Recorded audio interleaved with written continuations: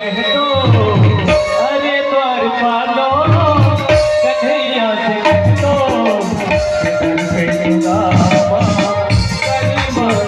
आदियों की सेवा करते हुए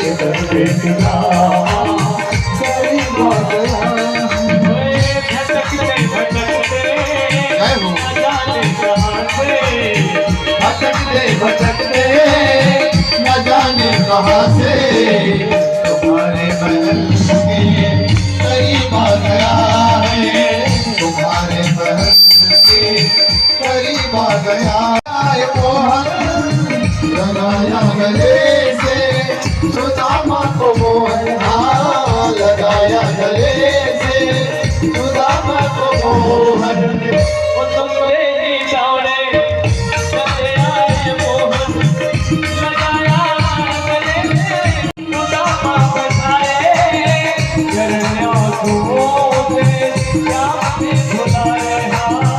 चरणों से श्याम ने धुलाए, राधे जय हो।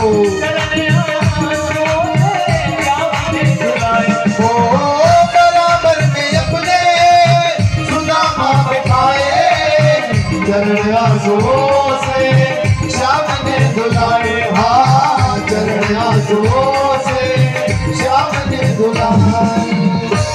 टीका लगा रहे थे तो उनके माथे पर देखा कि माथे पर ब्रह्मा जी ने लिखा है, रेखा में लिखा है, सही नहीं लिखा था, रेखा में लिखा था श्री क्षय, मतलब जिसके पास कभी धन न टिके उसको भगवान ने पलट करके उल्टा कर दिया, श्री क्षय। इसको उल्टा पढ़िए तो यक्ष श्री, इसका मतलब होता है कुबेर जितना धनवान। बोलो बांके बिहारी लाल की।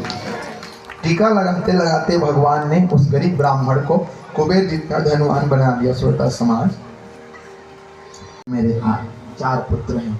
कृष्ण भगवान अति खुश हो गए, देखो तो मेरी भाभी आ गई, मेरे भतीजे आ गए, लेकिन आप आज आ रहे हो, अब तक मुझे नहीं बताया। हाँ, तो गुस्सा होना तो बनता है मित्र का। फिर सुदामा भी पूछे, तू कहाँ? मोला कुछ नहीं पूछे हवा, तू भी हाव करे कि नहीं करे हवा? दोनों प्रेम से झगड़ा हो रहे, तू करे हवा? भगवान बोले हाँ शादी तो किया हूँ। तो पूरा लेडीज खड़े रहे।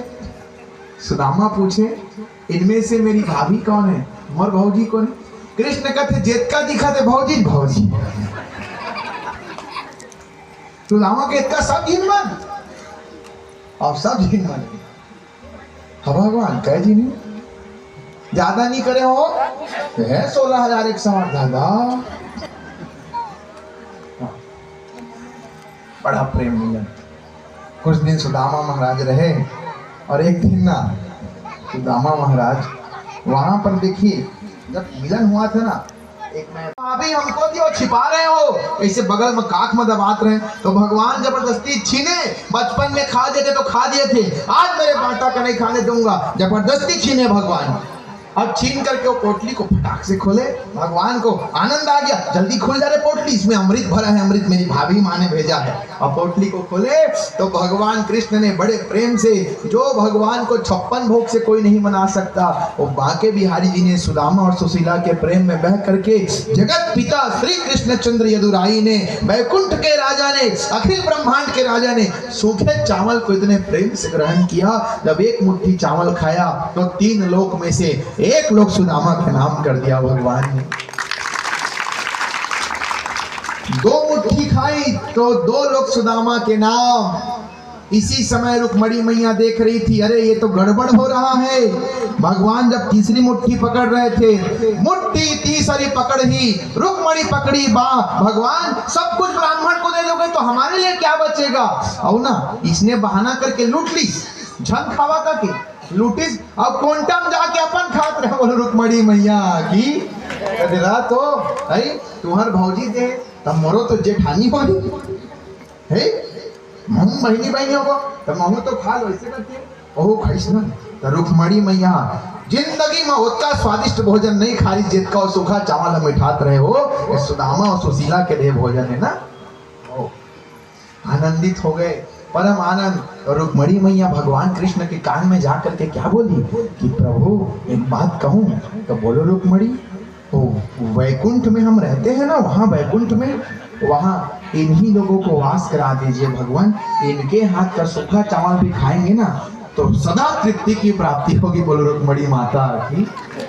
जावा देखिए ना, तो सुदामा बैठे बैठे सोचत हो करे ना, अब बका गए सुदामा इसने कोनो आदमी करी।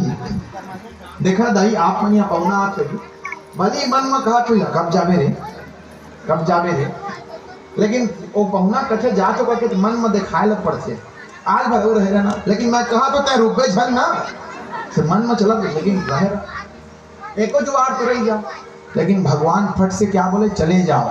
ऐसा कारण था उसका। क्या कारण था कि सुशीला मैया ने, सुदामा की पत्नी ने कसम खाया है जब तक मेरे स्वामी वापिस नहीं आएंगे तब तक मैं निर्जला व्रत रहूंगी।